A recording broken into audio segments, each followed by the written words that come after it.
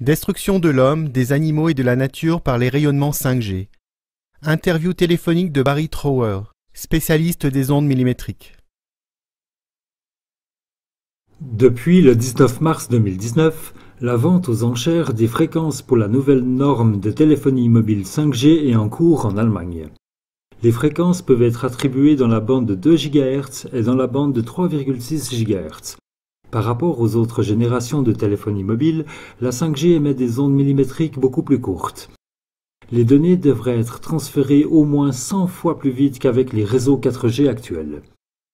Alors que la 5G est présentée comme une technologie d'avenir avec un marché en pleine croissance, de nombreuses personnes s'inquiètent de ce que ce rayonnement à haute fréquence signifiera en termes d'exposition au rayonnement à ondes millimétriques pour les humains, les animaux et la nature. L'un d'entre eux est l'expert britannique en ondes millimétriques Barry Trower, ancien spécialiste de la Royal Navy pour le développement des armes à micro-ondes. Il s'est beaucoup intéressé aux dangers des technologies à ondes millimétriques. CLA TV a pu faire une interview téléphonique avec Barry Trower sur des questions concernant la 5G et le rayonnement à ondes millimétriques.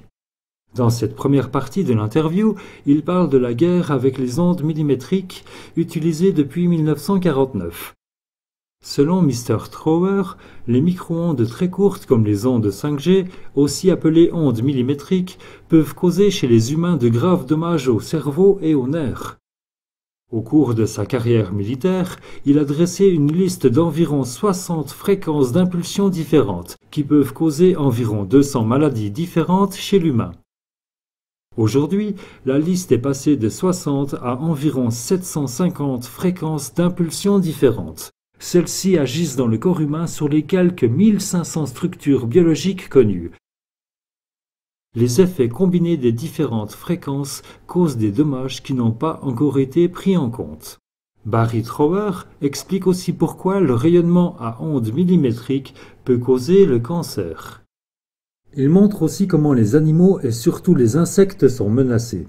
Ceux-ci assurent 80% de la pollinisation de nos plantes et garantissent ainsi l'approvisionnement alimentaire dans le monde entier. Des expériences ont montré que les ondes millimétriques détruisent en quelques générations jusqu'à 90% des espèces d'insectes. Le dépeuplement dramatique des insectes l'année dernière déjà en donne un témoignage effrayant. Écoutez maintenant l'interview avec le spécialiste des ondes millimétriques Barry Trower, partie 1. Merci beaucoup, Monsieur Trower, d'avoir pris le temps pour cette interview téléphonique sur le rayonnement à ondes millimétriques. Pourriez-vous d'abord vous présenter à notre public et lui parler un peu de vous? Comment êtes-vous devenu un expert en ondes millimétriques? Le mot que je n'utilise jamais est le mot expert. En tant qu'expert dans ce domaine, vous devez être un expert en médecine, en physique, en électricité, en mathématiques et en chimie. Il faudrait avoir 4 ou 5 doctorats pour être un expert, voyez-vous. Et je suis un chercheur scientifique indépendant. Je répondrai donc aux questions pour lesquelles je me sens qualifié. Mais je suis mal à l'aise avec le mot expert. Je vais vous résumer ma biographie. J'ai passé mon premier examen dans le domaine des ondes millimétriques en 1959 pour entrer dans la Royal Navy et j'ai étudié les ondes millimétriques, tous les aspects de la guerre avec les ondes millimétriques dans l'armée. Une partie de mon travail était consacrée au radar et une autre partie, j'étais plongeur, au désamorçage des mines sous-marines. J'ai eu affaire aux ondes millimétriques tout au long de ma carrière militaire. Pratiquement tout le temps, j'ai participé à la recherche sur les ondes millimétriques.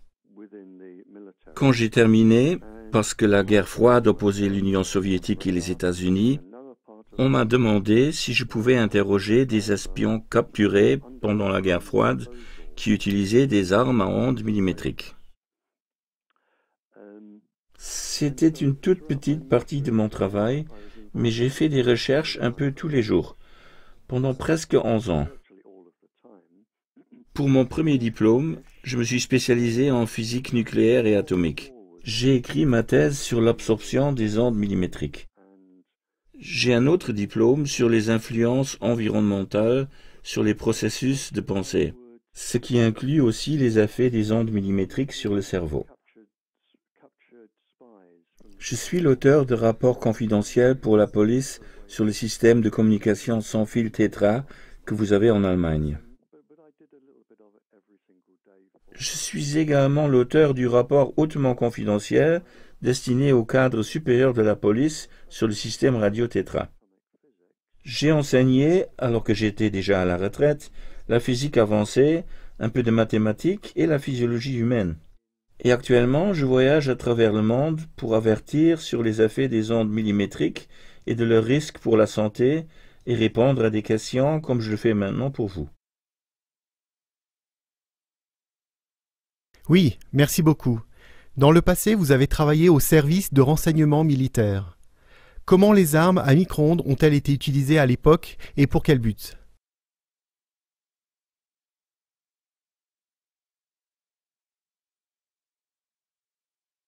Je n'étais pas employé par le service secret militaire, mais j'ai fourni des renseignements venant d'un ministère gouvernemental au MI5 et au MI6. En fait, j'ai travaillé dans un autre service. Les armes à micro-ondes ont été utilisées à partir de 1949. Les armes à micro-ondes ont été et sont encore utilisées aujourd'hui. Elles sont utilisées pour, il y a chez les adultes environ 4500 structures biologiques dans le corps et le cerveau qui peuvent être influencées par les micro-ondes. À l'époque, la guerre par micro-ondes consistait à étudier quelles fréquences et quelles amplitudes pouvaient modifier différentes parties du cerveau et différentes parties du corps.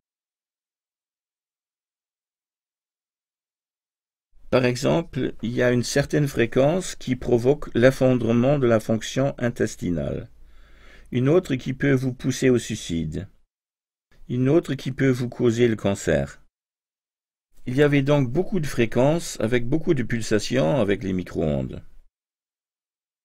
La guerre avec les micro-ondes est une arme discrète qui peut être utilisée pour changer le cerveau ou une partie du corps sans que la personne sache qu'elle est irradiée par les micro-ondes parce qu'elles ne peuvent pas être vues ni senties. On se sent juste malade. Elles sont donc utilisées à cette fin et peuvent être utilisées de près ou de loin, même à grande distance. Elles sont également utilisées dans la guerre biologique.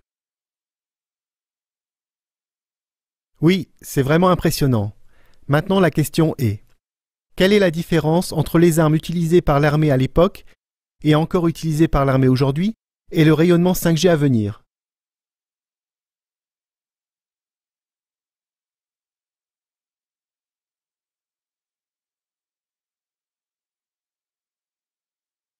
Je prends juste une gorgée de ma tasse de thé.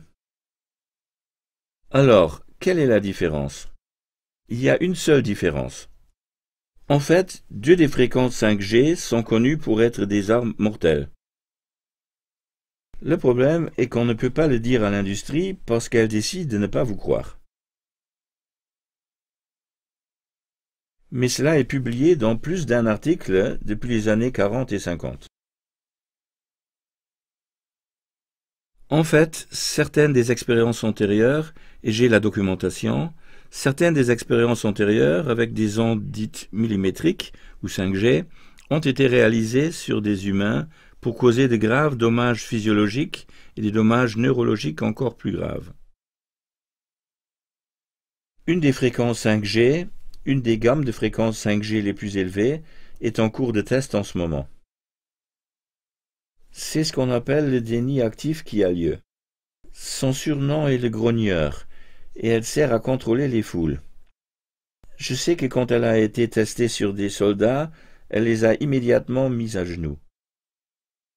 Pour répondre à vos questions, si on jette un regard en arrière sur la guerre froide des années 40, 50 et 60, quelle est la différence par rapport à aujourd'hui ? La seule différence est que les armes à micro-ondes sont devenues plus sophistiquées et plus précises pour causer des problèmes et rendre les gens malades dans une partie spécifique de leur corps. Je vous cite un exemple. Quand j'ai interrogé les espions, c'était toujours de leur plein gré, avec respect, en prenant une tasse de thé ou de café. Et quand je parlais à ces espions, j'ai recueilli une liste d'environ 60 fréquences de pulsations différentes qui pourraient probablement causer 120 à 200 maladies différentes, neurologiques et physiologiques. Aujourd'hui, la liste actuelle est passée de 60 à environ 750 fréquences de pulsations différentes.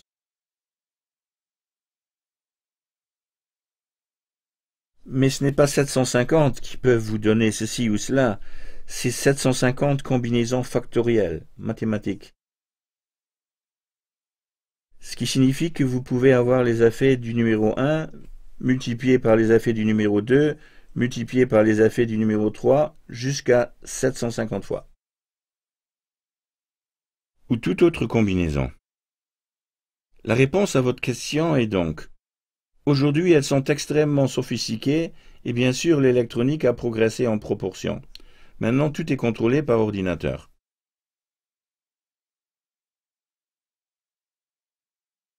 Oui, restons un peu plus longtemps avec ce système 5G en cours d'introduction, ou devant être introduit comme système de communication entre les gens et de télécommunication entre les objets. Qu'est-ce que vous diriez? Quels sont à votre avis les dangers? Ou à quel point ce rayonnement 5G est-il dangereux? Et quels sont les principaux dommages auxquels vous vous attendez pour les humains, les animaux et l'environnement?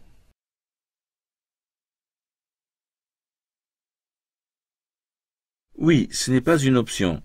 Je peux vous donner des faits car ils ont déjà été publiés. Ce sont des longueurs d'onde plus courtes, ce qui signifie qu'elles causeront plus de troubles. En ce qui concerne l'homme, vous pouvez vous attendre à des dommages aux yeux, aux oreilles et certainement au niveau de la peau. Les organes de reproduction seront endommagés. Elles seront donc très nocives pour la surface du corps. Mais les ondes 5G ne viennent pas toutes seules. Elles se combinent avec d'autres fréquences qui pénètrent plus profondément dans le corps. Il y a déjà eu des publications au sujet des animaux. Il a déjà été démontré que des bovins sont morts, vraiment morts, dans un champ où les ondes 5G ont été testées. Et nous ne parlons pas de quelques-uns seulement. C'est environ une centaine de bovins qui sont morts dans le champ où il y a eu les tests. On sait aussi que les oiseaux sont morts près des antennes. Et il a également été écrit et publié qu'elles sont particulièrement dangereuses pour les insectes. Et quand je dis insectes, je veux dire arthropodes ou petites bestioles pour le commun des hommes. Mais les insectes pollinisent environ 80% de la nourriture mondiale. Et des expériences ont montré que jusqu'à 90% des espèces d'insectes ou d'arthropodes sont détruits en l'espace de quelques générations.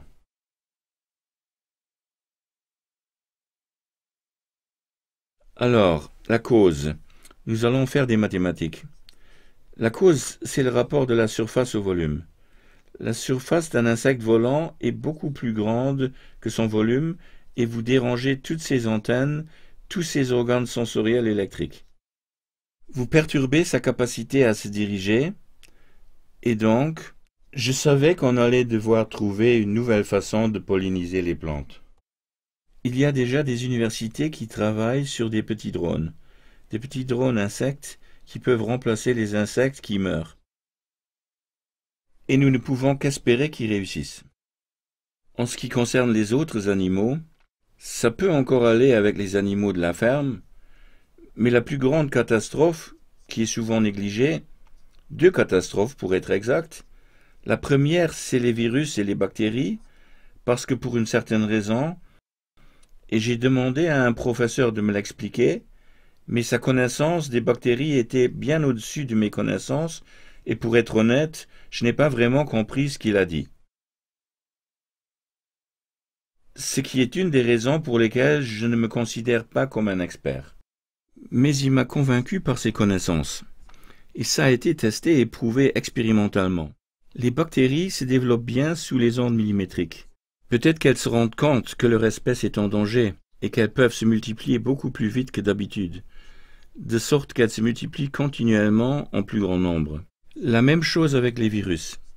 Ou peut-être que, pour une raison ou une autre, ils peuvent absorber l'énergie et l'utiliser pour une multiplication plus grande. Excusez-moi, je ne sais pas. Mais vous allez voir une augmentation plus importante de toutes les maladies virales et bactériennes. Vous constaterez que vos récoltes échoueront parce que les arbres, les buissons et les arbustes sont vulnérables. Et je peux expliquer pourquoi. Ça a été démontré expérimentalement et c'est particulièrement important pour le million de drones, ballons et satellites conçus pour la 5G et le Wi-Fi. Les arbres sont conçus pour capter le rayonnement à tous les niveaux, tout comme les arbustes et les buissons qui ont appris à capter le rayonnement bien avant que nous n'ayons mis les pieds sur la planète. Lorsque vous commencez à irradier les arbres avec des ondes millimétriques, ce que vous faites affaiblit leur résistance aux infections bactériennes et virales et vous détruisez le mécanisme de photosynthèse par lequel ils produisent la nourriture. Un bon exemple, c'est un lieu d'intérêt scientifique particulier en Australie connu sous le nom de chaîne de montagne Nardi, N-A-R-D-I.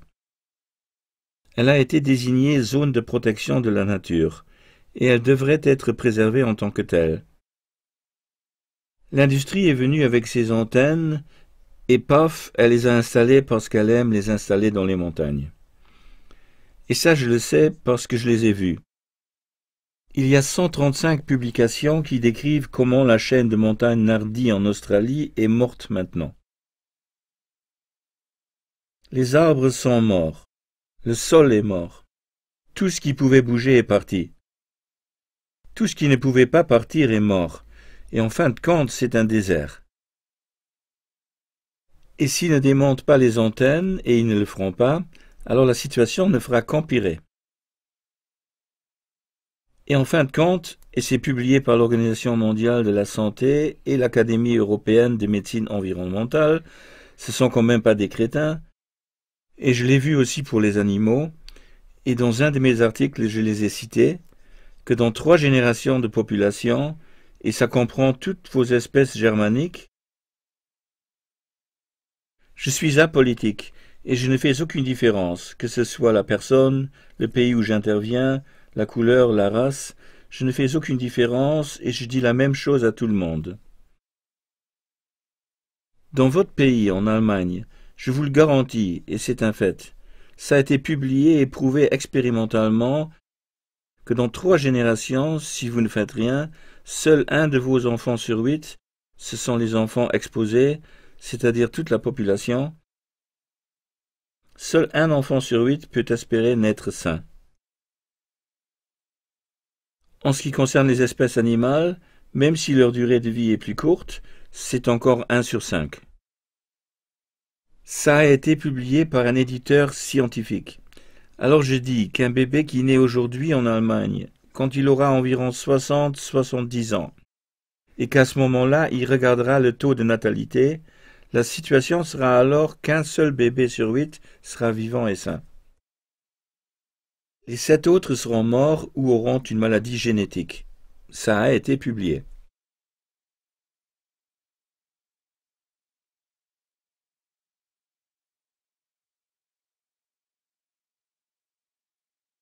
Oui, alors, dans le point suivant, j'aimerais examiner ses limites. J'ai vu une étude sur le développement du cancer chez l'homme qui montre qu'un faible rayonnement d'ondes millimétriques à 0,04 watts et 0,4 watts par kilogramme favorise davantage la croissance de cancer que les rayonnements d'intensité supérieure, ici de 2 watts par kilogramme. Quelles sont donc les valeurs limites utiles et quelles sont les valeurs limites que vous jugez raisonnables ?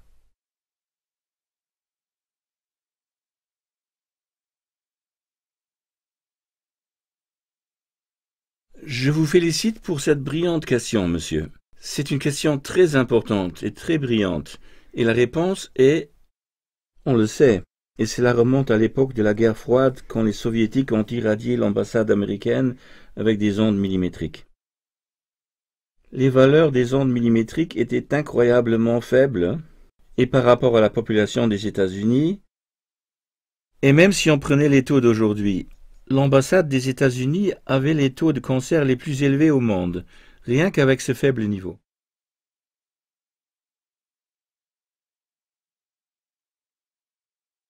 Eh bien, je peux vous donner une raison pour laquelle cela se produit. Si vous avez des taux élevés d'irradiation par onde millimétrique, votre corps reconnaîtra immédiatement que vous êtes en difficulté. Cela remonte à l'époque où nous vivions dans les cavernes et où nous devions survivre à de très forts orages.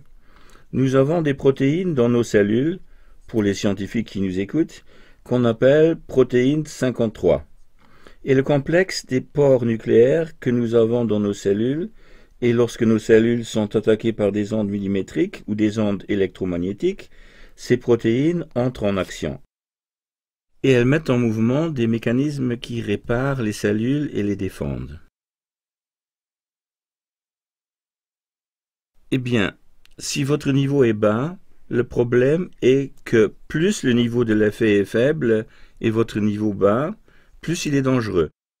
Si vous avez un faible niveau, il pénètre dans le corps, il rayonne dans le corps entier et il n'est pas assez fort pour déclencher le mécanisme qui défend l'organisme. Ça peut prendre 18 mois, 4 ou 5 ans, mais les dégâts sont causés très lentement. Et quand vous réalisez que le mal est fait, alors vous avez déjà des cancers. L'analogie que j'aime utiliser ici, qui remonte à l'époque victorienne, lorsqu'une femme voulait se débarrasser d'un époux très très méchant, une des façons habituelles pour une femme de se débarrasser d'un homme était simplement d'ajouter de l'arsenic à sa nourriture. Un peu d'arsenic sans goût et sans odeur. Un peu d'arsenic dans sa nourriture tous les jours et l'homme tombait lentement malade et mourait lentement. C'est vraiment comme ça. En fait, quand je suis à des conférences et que les gens disent « Quels sont les symptômes ?» je dis « Eh bien, c'est un empoisonnement à l'arsenic à faible dose parce que l'arsenic détruit lentement le corps petit à petit et le plomb détruit lentement le cerveau petit à petit et c'est ce que les ondes millimétriques vont faire. » Pour répondre à votre question, monsieur, il n'y a pas de niveau de sécurité. Ils viennent avec des limites qui peuvent être supportables, mais ce qu'ils disent, c'est que c'est plus comme fumer ou l'amiante ou quelque chose comme ça.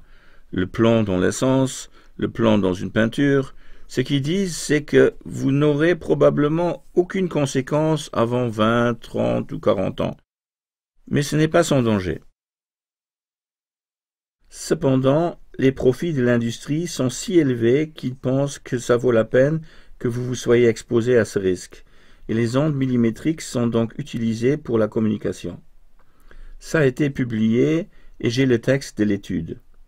La raison pour laquelle les ondes millimétriques sont utilisées, et ces instructions proviennent de la Defense Intelligence Agency des États-Unis, le service secret militaire américain, et j'ai ce document, c'est qu'il faut protéger la production industrielle. En d'autres termes, puisque l'industrie en bénéficie, les ondes millimétriques sont imposées aux gens. Et c'est fait intentionnellement. Des compteurs intelligents sont installés dans votre maison, que cela vous plaise ou non. Ils sont imposés aux gens pour protéger les profits industriels. S'il s'agissait d'une expérience légitime, elle ne passerait jamais la commission d'éthique comme expérience sur l'homme. C'est trop dangereux. C'est publié.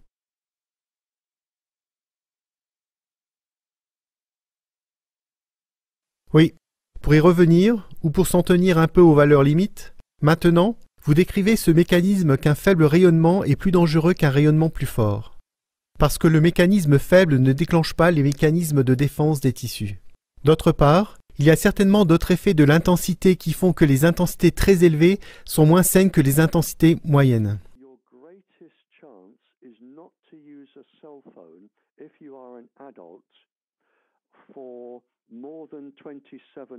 Cela dépend de la durée.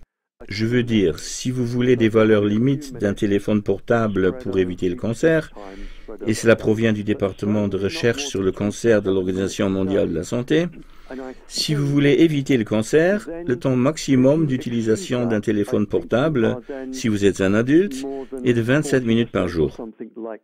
Vous avez donc quelques minutes réparties sur toute une journée, mais certainement pas plus de 27 minutes par jour. Et je pense que si vous dépassez ce temps, vous avez plus de 40% de risque de développer un cancer. Mais vous avez une plus grande chance de ne pas en développer si vous vous en tenez à 27 minutes par jour.